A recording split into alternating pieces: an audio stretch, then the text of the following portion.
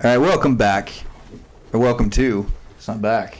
Welcome to the Reckless Hope Show. The first one we've had in a while, not because we don't want to have them, because we've been incredibly busy with a bunch of other stuff. But we're back to challenge the community, the men in the community, and we have a special guest, Kim Ritchie, Pryor, Oklahoma. Say hi, Kim. Hello. This is like one of my best friends, so it's cool that we get to have Kim on. We don't hang out enough, so you guys might be in for a wicked treat here. This might get off the rails real quick. But I wanted to have Kim on the show because Kim is you're a very active person in the community, and you have been for some time. So for those that don't know, give a little profile here. You're an attorney. That's just one of many hats that you wear, though. Right. Yeah, I'm an attorney. I grew up in Pryor. Married hometown girl Lisa Ritchie. Shout out, Lisa. We love Lisa. Yes. Yeah. But yeah, I grew up here, been active in the community, currently city attorney. How long have you been practicing law? 28 years. And you went from criminal law, so you've kind of done that, or? Well, like a lot of guys, when I was going to law school, I thought I wanted to do criminal law because it seemed to be the one that's kind of out there. The John Grisham. Yeah, right. Yeah. But quickly discovered that was not my niche. So, that's probably wisdom. Yeah. And there's a lot of people banging on that door. I mean, there's a lot of people trying to get into that, right?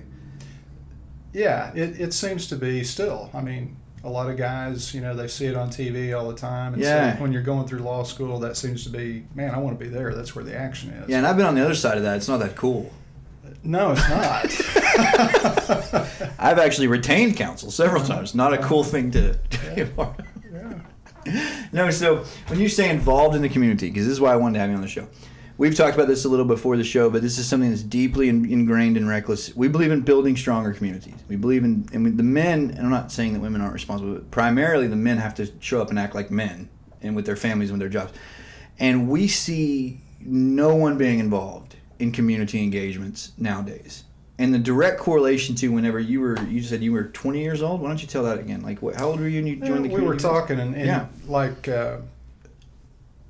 when I was around 20 years old, I joined the Lions Club. That was one of the first things that I did kind of after I got out of school. And what was the membership of the Lions Club back then? I mean, we would run 50 to 60 guys in that club all the time. Yeah. That's a lot. Yeah. Is that a weekly meeting? A weekly meeting. Oh, that's a lot. Yeah. We used to meet every Friday at noon at Thomas's restaurant. Oh, wow. The waterfall. Yeah. Yeah, yeah. We started in the waterfall, then we moved to the building that was out back. Yeah, my granny waited tables there. Yeah. Yeah, Linda. Amazing. Love that place. Anyway, go ahead. Steak pieces. Steak, yeah. Yes. Anyway, go ahead. But, the clubs, that was a big deal in the day. When I was in my early 20s, I think that's when it started slowing down, actually. About the time that I got involved, it started slowing down. I don't think that had anything to do with it, but it was just the timing.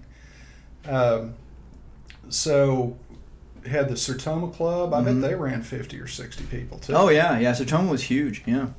You had the Lions Club. You had some women's clubs. But community was a big thing. Yeah, pride. Yeah. It was, yeah. And I think about that, it was several times I said on the show with my granddad, they were just community men. That generation of men believed in giving back to the community and not being as isolated as we are now. We're very isolated people. It's very strange. I mean, the more technology, with YouTube, I think maybe, and like I said this, and you can agree or disagree, but I said this the other day on a Hope show. So my granddad, I remember his truck broke down. And I remember he just figured out it broke down, wouldn't start. And I remember going out there, my granny said, go see if your granddad needs something to drink. And he wasn't out there 5 minutes. Everyone from the trailer park is now around his truck, and he's just asking for advice, right? So these just local men, just, you know what I mean? These old greasy trailer park guys are going, it's probably the camshaft. And the other ones, you know what I'm saying? Like, there's, right. And now you don't do that. Now the first thing you do would be like, you're YouTubing why the truck won't start, right? I mean, it's like, True. I don't know if that has anything to do with how we're kind of self-isolation, but so the Sertoma Club had just drastically declined in numbers. We just did a thing for them, so that's how I know that. The Lions Club, I don't know if it's even, is it running? It's still running, but I mean, you probably got a half a dozen people that are Are you still on the line, Slim? I'm not. You're not? Yeah. I'm not. So we want to talk about what built this grind in you. And this is my favorite part of the conversation. This is going to get really greasy. So this is so awesome. If you guys don't know something about Kim Ritchie, I'm about to tell you. So one of your first jobs, would you say it's your first job? How did you describe this to me? Because you said it in passing and I made you talk about it. Yeah, it wasn't my first job. It was a job. Before you went to college? My dad got me this job after my junior year of high school because he wanted to make sure that I went to college. Okay, so his dad's trying to ensure that he goes to college. That's the goal. And so you worked growing up, though. Your dad had instilled some work ethic in you. You were made to do certain things. Did you have a farm, a ranch? We lived in the country, and when I was 12, when you normally start getting an allowance, my world, that was 12 when you started getting an allowance. Right. My dad said, I'm not going to give you an allowance, but I will buy a milk cow. And if you will milk that cow, you can sell the milk, and I'll buy all the feed. No way. Oh, yeah. Did you make a lot of money off the cow? What did a bottle of milk go for? $1 a gallon. And how much did it take you to milk a gallon? How long? I got to where I was milking her in probably 30 minutes for sure. And how much do you get? Is that 1 gallon every time? 3 gallons. You get 3 gallons every time? Yeah. That's good money. It was good money for me. Yeah, at 12 years old. But yeah, Dad bought an extra refrigerator, put it in the garage. We got collected all the pickle jars, the clear pickle jars from the restaurants, which are a gallon in size. Yeah. And so bought me this cow. We didn't have a barn. We had this old shed. So we put a feed trough in front of the shed, and we would, tie the cow up to the shed. So when it was raining, you were milking in the rain. Oh my gosh. And you got really good at doing it fast then, huh? Yeah, absolutely. You get pretty quick.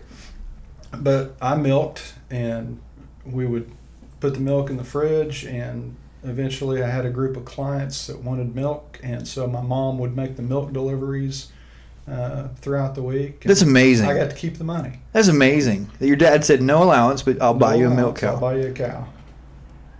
That was your first shot at entrepreneurial business. Yeah. I'm doing that for Jack. And I had 3 cows by the time I graduated. No way. So you just expanded this operation. You were milking them all every day?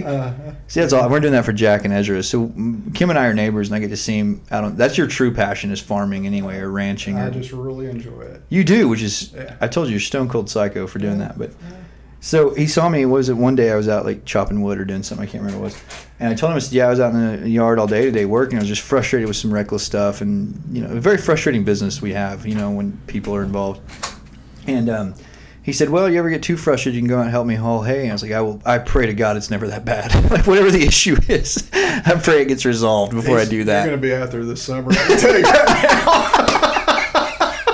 As reckless gets bigger and bigger, you're probably right. Like it's crazy. I see it coming. But it's important to have that, to get away and be able to. It's helped my marriage tremendously. Living next to you, and you and Lisa both have. I'm telling you, it's incredible. But I want to talk about this job. So your dad got you this job at Greer's Sausage. He did. To make sure you went to college, he wanted to give you one last gift. That's right. I want to show you what your life will look like if you don't go to school. Describe, if you can, in detail.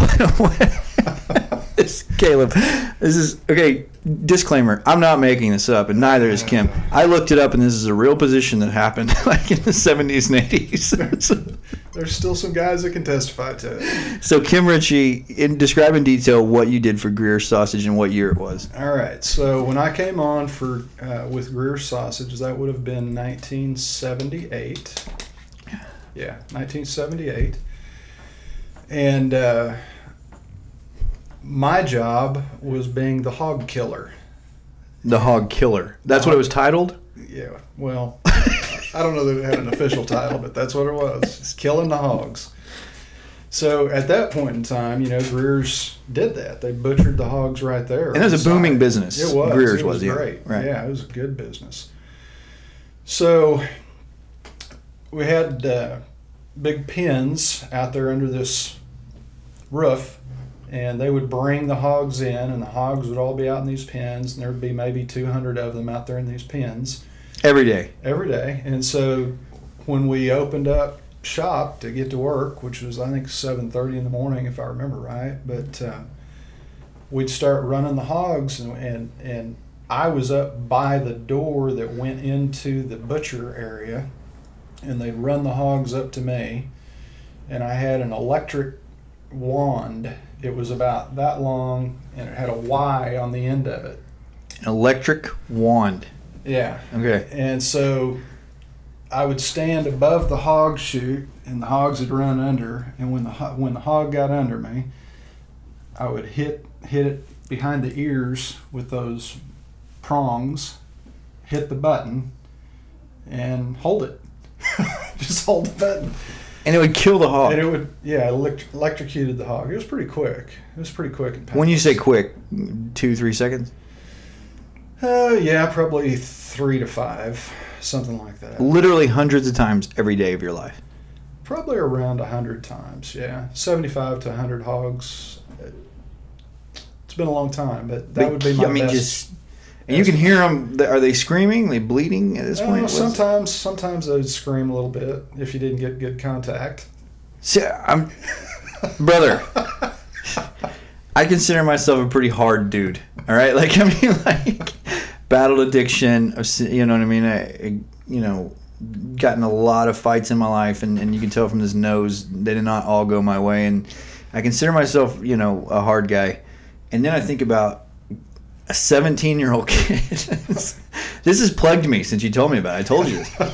I have been trying to rattle in my mind, could I do that at 17 years old? Could I kill? And it's not like you got paid astronomical amounts of money to do this. I mean, probably $3.50 an hour, something like that. $3. Oh my gosh. And just like 8-hour days, or was this like an 8-hour day killing? It'd be 8 hours. So, is there any adjustment period? Because I'm baffled. I mean, I'm transfixed. A 17-year-old kid. You go home and it bothers you? I mean, are you, to this day, do you have pigs out on the farm now? No. He's killable. I'm just really, how does this? Yeah. Well, I've never been much of a pig guy. It's like that, but it's humane. It's a humane. It was. Yeah, humane way to end. It was real quick. Oh my gosh. I don't remember there being a big adjustment period. I'm sure there was. Maybe that first day, it was like, well. Was there a moment of this is what they want me to do, or are they messing with me? I mean. No. No. I knew that they were telling me the truth. You were hired. You're the hog killer. That's what you've been hired to do. That's what I was hired to do. That's amazing to me. And so, let's talk about that for a minute. Did that help you get through college? Was that the grind right there? Did it drive you to? Is that what was instilled in you? I'm certain it created some motivation. I think you'd have to.